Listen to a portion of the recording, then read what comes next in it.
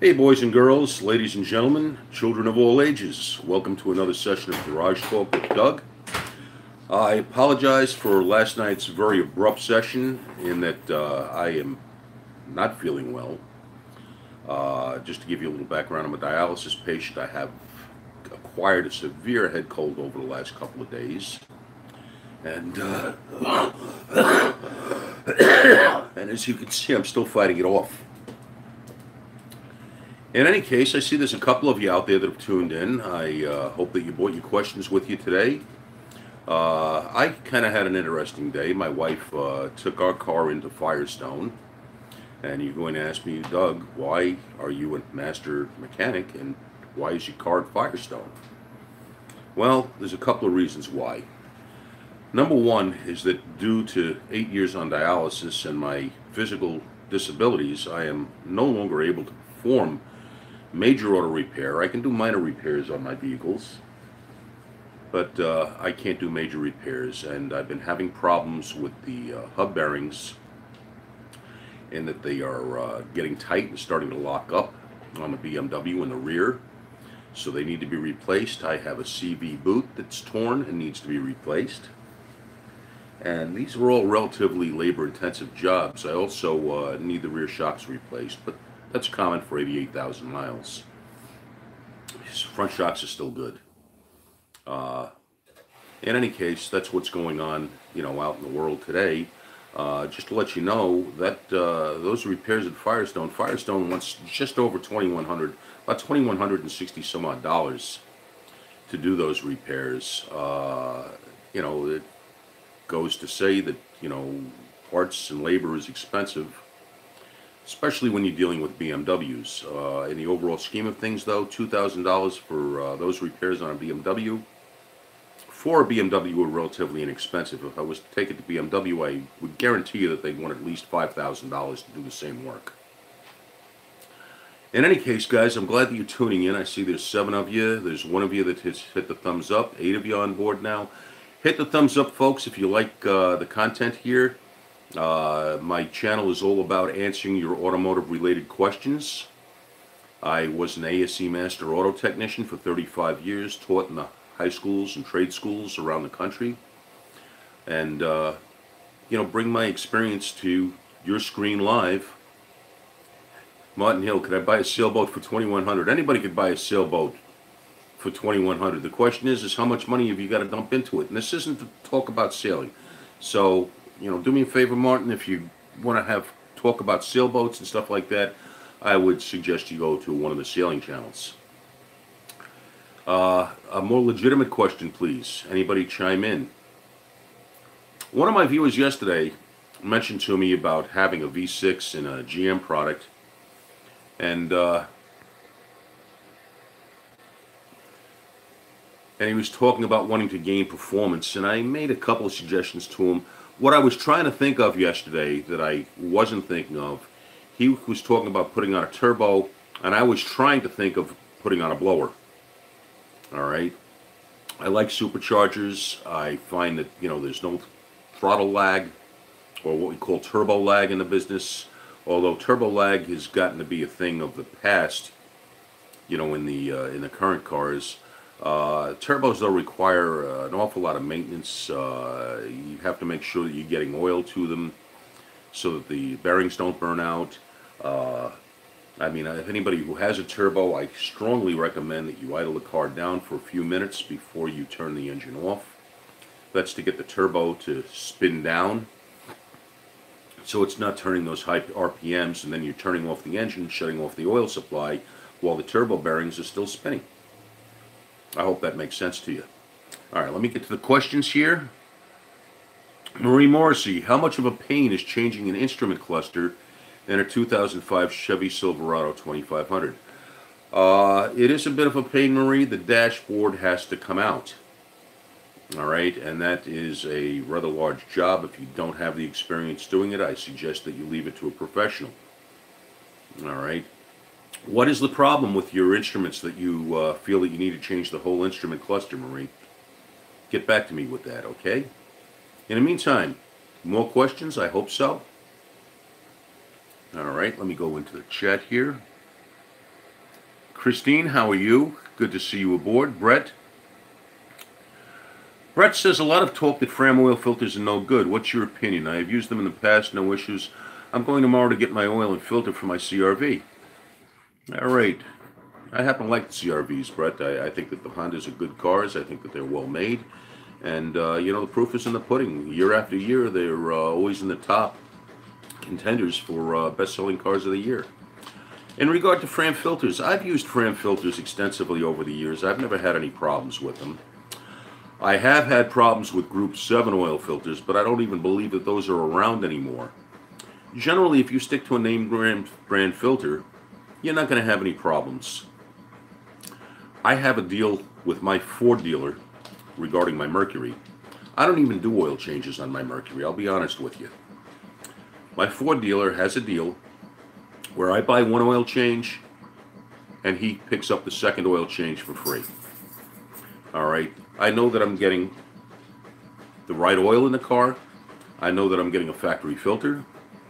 And that gives me peace of mind. And I don't have to get rid of my old oil, which is a pain in the behind. I mean, there are a lot of places that take it, but I have to drain it from the engine block. I have to collect it in a container. Then I have to take that container down to a collection center where that container can be either drained or where I can leave it. So, yeah, I don't think that there's any problem with Fram oil filters. Trev, how are you? I'm feeling a little better, but I'm still fighting off this cold. Woodbeast, how are you, buddy? Good to see you. Looking forward to hearing more from you. Anyway, getting back to this issue with getting more power out of a car. Many ways of getting more power out of a car. Without putting money into it, like putting blowers and turbochargers on. The most basic thing that you can do. And remember, power is all about how much air can I get in to the engine.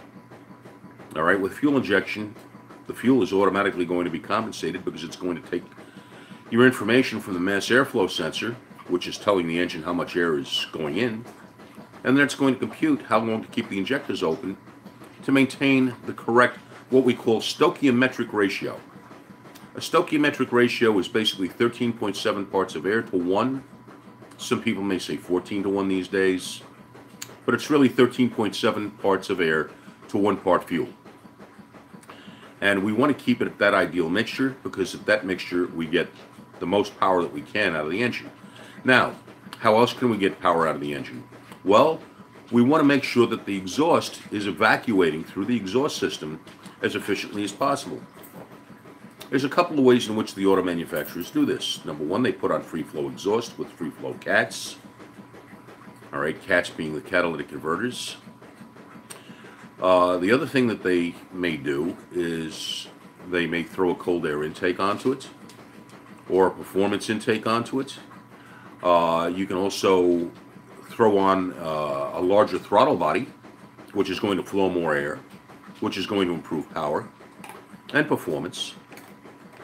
And, those are a couple of ways of getting your bang for the buck. You can switch over to K&N systems. They guarantee that you're going to pick up at least 3 to 5 miles per hour, or 3 to 5 horsepower, I should say.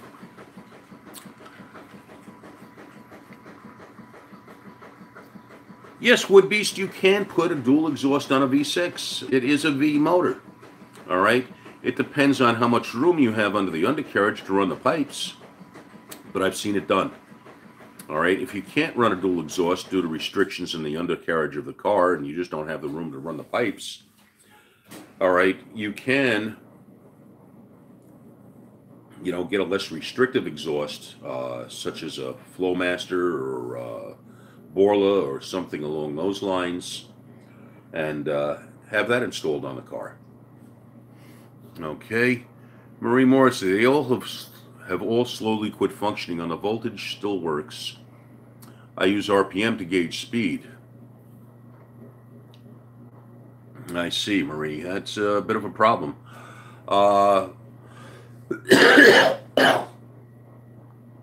My suggestion to you, Marie, do you have somebody in the family or are you yourself handy at working on cars? All right, if you do, I would recommend trying to find a dash in a junkyard, all right, salvage yard, and watch some YouTube channels on how to change out the dash on those. Fortunately, it's a large vehicle, so there's lots of room to work. And, it's not like you're cramped up into small spaces, but it does require some finesse. Most of that dash is plastic for the most part. And, it can break, especially if you're trying to change it in colder weather. Plastic gets brittle in cold weather and it's more susceptible to breakage. Okay, hope that answers your question. Hope that helps. Oh, you have dual now on it. Very good, Wood Beast. Glad to hear it. As I said, I've seen many a dual exhaust system on a V6. That's a first step in getting more power out of it. And you have a flow master. I'm sorry, Marie. You have a flow master on the car, on the truck, I should say. Okay. Wood Beast went from a 2008 Vette to the V6 Malibu. Big difference in performance, I'll bet. Although 2008 wasn't the greatest year for the Vette. How do you feel about that? Wood Beast, let me know. Sometimes you can get as much horsepower out of these V6s, especially if you take it to a tuner and they, tweak the computer and then, mess with the fuel injection system and the throttle bodies and all that. You can get a hell of a lot of great performance out of a V6 engine. No doubt about it. I mean, look at what, General Motors and Ford is doing with their V6s these days. Peaceful Don, how are you? Just want to put in this disclaimer now, folks. For all of those of you who are listening to my channel, keep in mind that, I can't diagnose your vehicle over the video or over the phone. In order to properly diagnose the vehicle, I would need to have the vehicle, I would need to perform diagnostic tests, road tests, and then present you with a service plan on what repairs need to be done. That is the proper way of doing things. It is a good idea to have that work done by a ASE certified technician, somebody that has been tested and is true and knows their stuff about automobiles. All right, I highly recommend that. I know that as of today, I'm just looking at my tallies up. There's 15 people on, 6 thumbs up. So please, folks, if you like what you're hearing, hit the thumbs up button. Peaceful Don, how are you? In case I missed you. Would be said that the Vette was sweet, very scary to punch it. Yeah, it's, especially if you don't have good sticky tires on it, it's going to want to break loose, fishtail, and get away from you. So, that's something to keep in mind. How do you tell if you got a sticky tire? It's real simple. What is the tread wear rating on it? All right, generally a sticky tire has a tread wear rating of under 400. Okay, under 400. All right, some tires go up to 640. Those are more your all-weather, all-terrain type tires. Not necessarily all-terrain, but all-weather tires. Those are the tires that are going to advertise 60, 80,000 miles as a lifespan generally. Your sticky tires aren't going to last as long, but on a performance vehicle, it's what you want so you can hook that power to the ground without the wheels spinning. Okay, hope that makes sense. Woodbeast, thank you. Yeah, please hit the thumbs up, folks. Lance Butler, we have V6 jet boats and they beat the 8s all the time. I don't doubt it a bit. Don't doubt it a bit. I bet they're a lot of fun. Sailmaster, I'm feeling better. Thank you for asking. I'm still fighting off this cold, but I'm taking my my cold medicines here, and I'm sucking on butterscotch lozenges, and doing all that I need to do. And that's about the size of it. Hopefully, in the next couple of days, I'll be feeling even better. Marie says that she's got to go for now. Marie, thank you for joining us. I hope you can tune in. Folks, just want to let you know, new time and day for Garage Talk. It will be Sundays at 5 p.m. And the reason I've made that decision is in the event that I do get sick again. Pardon me. In the event I get sick again, and I have to go for dialysis on a Saturday, which was my normal day for doing Garage Talk, all right, by changing to Sundays, there is no dialysis on Sundays. So even if I am sick, I will be home. I'll be able to get on the channel and do my broadcast with you. So I think that that will lend itself to hopefully me getting more people. More people tend to be home on a Sunday. Sundays tend to be more of a family day than outing days. So I'm hoping that'll improve things a little bit. In the meantime, let's see if there's any more questions up.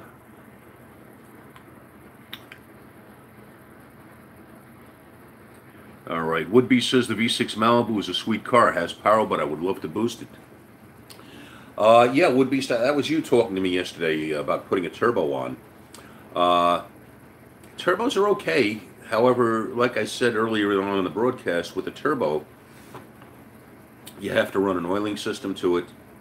Generally, with a turbo, you want to run an intercooler. At least if you want to make sure that you're getting the best shot of cooler air into the engine, you want to run an intercooler. All right. I tend to be a proponent of blowers. I like blowers. I like superchargers. There tends to be a lot less maintenance. In fact, for your Malibu, you remember they used the supercharger on a Buick. All right. Back in the day. Back in the 80s, in fact. And I'd look into seeing who makes an aftermarket Roots type blower for your car and see whether that works. If not, you know, you can go to a regular supercharger. Banks is a company that comes to mind. Shoot, there's another one that escapes my thoughts right now. It's on the tip of my tongue, and I can't think of their name. But, you know, you go online, you look them up, and you see who offers what for the V6 Malibu. It's not a problem putting a blower on or even a turbo on it, except for the expense. And it seems like, you know, you're not too concerned with the expense. Yes, Edelbrock. Edelbrock does make a supercharger or a turbocharger, I do believe. You can go on their website and check out and see what products are available. All right. Sailmaster seems to think I'll do better on Sundays. I've been crazy busy all week, only working a few hours tonight. Yeah, I think it's going to work out for me better too, Sailmaster. I'm looking forward to doing the Sunday broadcast from here on out. Sunday, I think, is going to be a better day all around for everybody. So, you know, I'm hoping that works out. Woodbeast on YouTube. I just saw the commercial for the Malibu, and I told my husband that is the next car I want to get. Yeah, the new Malibu. Yeah, I heard that they're coming out with that, Christine, and it's supposed to be a very sexy automobile. What is the best way to find out if the torque converter is working its best? Let's talk about the application there, Lance. Okay, what kind of application are we talking about? In other words, what kind of car or vehicle is it? All right, then I'll be able to answer your question better. I need to know also if it's an overdrive on the transmission. The overdrive is your torque converter. It actually locks up the clutch plates inside the torque converter and provides at least a 1-to-1 ratio of crankshaft to input shaft speed on the transmission. All right, some of the overdrives are even geared down lower than that.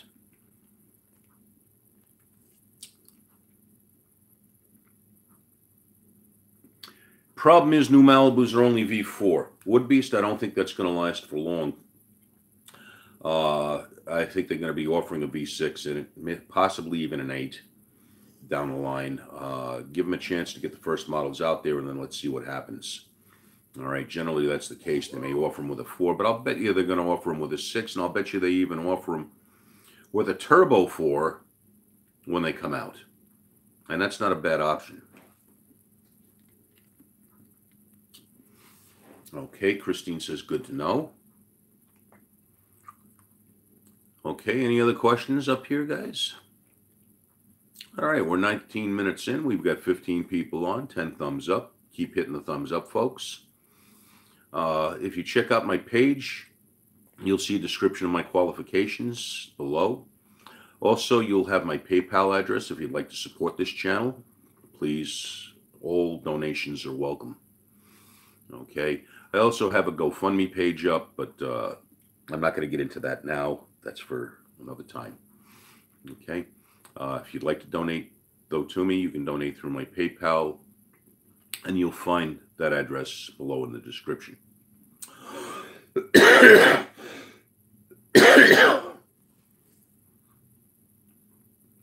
I'm sorry about this, folks.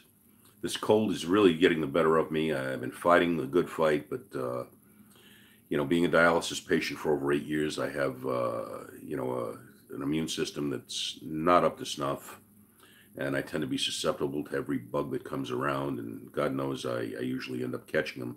A lot of times, if it gets bad, it'll land me in the hospital. So I'm grateful that I'm not in the hospital right now. Okay, any more comments? Guys and girls, let's talk. Let's talk cars. Let's talk trucks. Let's talk boats, airplanes, whatever. All right? No comments right now. All right, well, I expected something like this might happen, being that I changed the times around, and, this is kind of a continuation from yesterday. Well, let's see. What would you like to talk about? I'm going to leave it.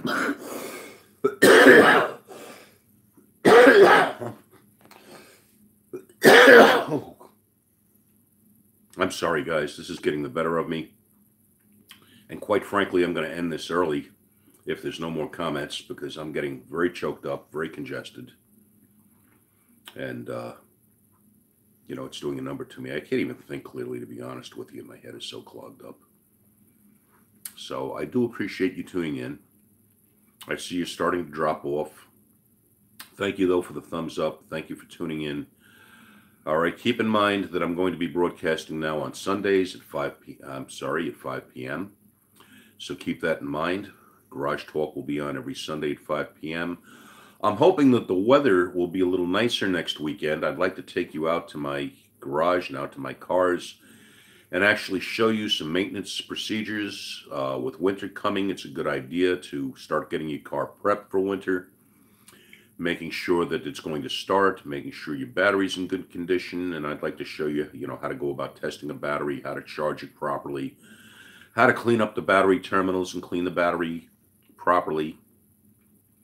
All right, all of these things are important to making sure your car is going to start this winter. Very important to make sure your battery is up to snuff.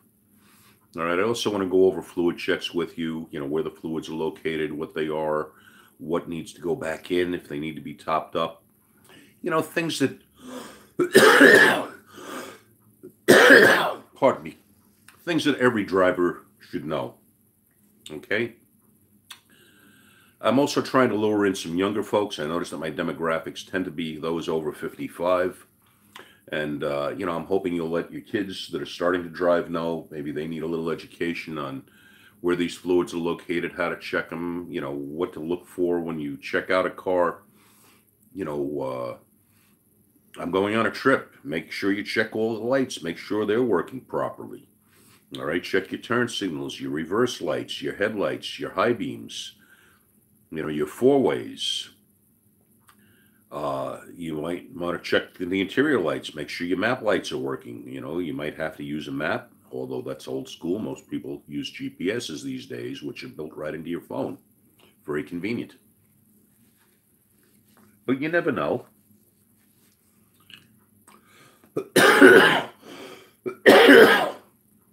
In any case, folks, that's what I'd like to do next week with you, is take you outside.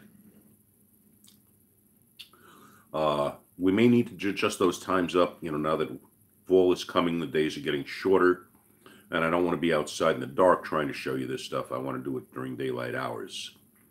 I don't have a computer right now that's working, so I can't go out there and film and then upload and edit and all that right now. I'm working on that. I'm trying to remedy that here shortly, maybe within the next week or two, I hope. And, then I'll be able to shoot videos and upload them to the site and put some more content out there for you. I know that my content hasn't been the greatest lately, I'm looking to improve that with some help from some folks that have offered their help to me. So, with that, I'm looking to build a channel and build more subscribers. I hope that I'm able to get that accomplished. Folks, I thank you for tuning in. I'm going to end this a bit early today. I hope that you'll tune in next Sunday at 5 p.m. for another episode of Garage Talk. Let's see. Let me just check the talk here before I go. Carl, how are you, brother? Good to see you on board. Sealmaster says, don't get discouraged. Just keep rolling. Maybe pop on throughout the week just to check in. Yeah, I'll try and do that with you, Sailmaster.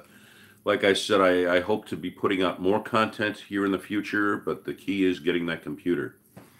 Okay, let me see. Woodby says, have extra fuses and lights also. That is just me. Yeah, I have work lights for the garage and all that, but, I'd rather do the broadcast during the day. It's easier to see what's going on. It's easier for me to show you under the hood that way.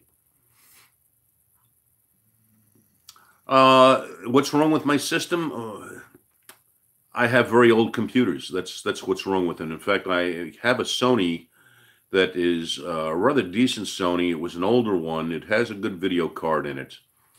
But I need to wipe the hard drive completely clean and start all over again with all new software programs and such installed. And I just don't have the money for the software right now. So that's what my issue is. Woodbeast, it's good to see you too. John asked, Doug, does ABS systems need to be tested periodically? Had a problem with mine. It gets activated at 15 to 20 miles an hour. When you say the ABS system gets activated, is it that the ABS light comes on, or are you feeling the pulsation of the brake pedal? Okay, I have to ask you that in order for me to pinpoint an answer for you, John.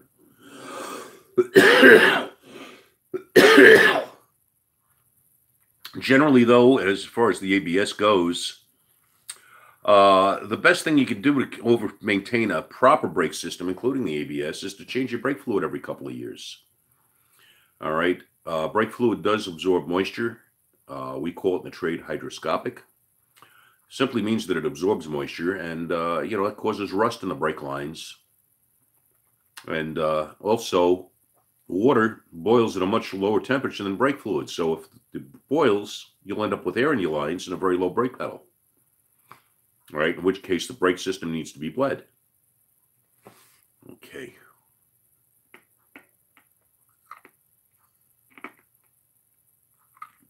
John, get back to me on what that is. John says the pumps are activated. Okay. Evidently, it senses that the wheel is locking up. All right. Now, that could be either a faulty sensor, or you might have a caliper issue where the brakes are dragging on one side or another, and therefore causing the ABS to apply because it's afraid of a brake lockup.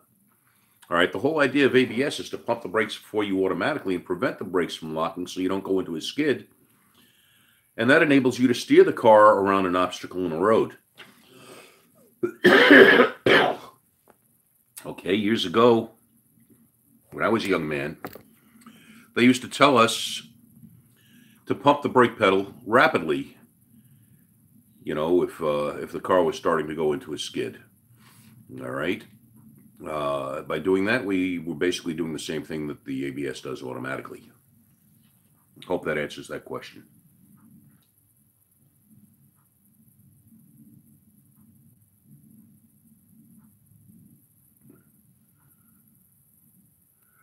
I'm not familiar with the software for editing, Sailmaster. I need something that's going to be fairly simple for me. I'm not putting together extravagant videos. Just a simple editing program, I imagine, would work fine for what I plan on doing. Okay, let's see. Any more comments? Okay. All right. For those of you who don't know, Carl of Sailing with Grandpa is a good friend of mine. He has his own channel on YouTube, and some of the talk back and forth here on my channel is about him and his sailing expedition. I wish you guys would confine that, though, to when Carl is on. Carl will be on in another hour and a half on his channel, and I'm sure he'll be happy to address all of your comments and concerns at that particular time. I'd like to keep my channel more to automotive related issues, if you would, please, guys. I love having you on here, but okay, enough said, Wood Beast. Thank you. You're a good guy, Wood Beast. All right, guys, listen, like I said, I'm going to keep this abrupt. I've been on for 30 minutes. I've just checked the chat and I'm caught up. So I'm going to wrap it up for today. I hope you'll tune in next Sunday, 5 p.m. All right, I'll post that up in my description down below. Hopefully, I'll get that posted. I was able to do a little bit of work on a tablet, but now my tablet's my tablet's not taking a charge. I'm sorry. My tablet's not taking a charge, so I have some problems there that I've got to take care of.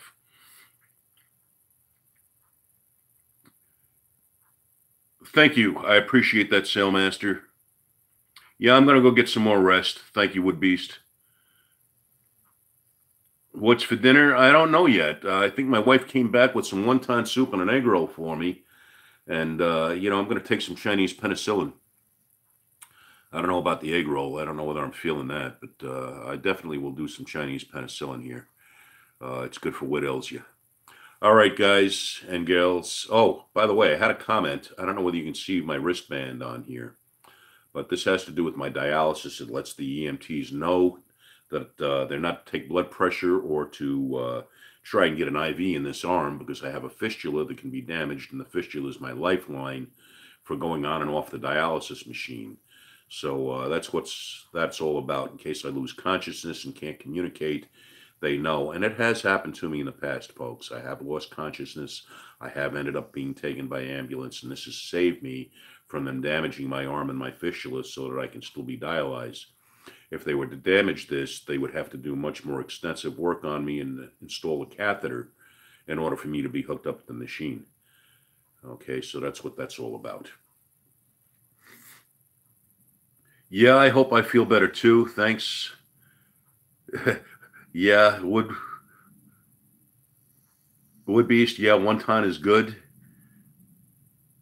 Brett, the place that I go to up here in New York, in fact, most of the Chinese places up here in New York cook without MSG now, which is a very good thing. They still use a lot of salt, but there's no monosodium glutamate in it anymore. That stuff gives me a very, very bad headache and also gives me the runs.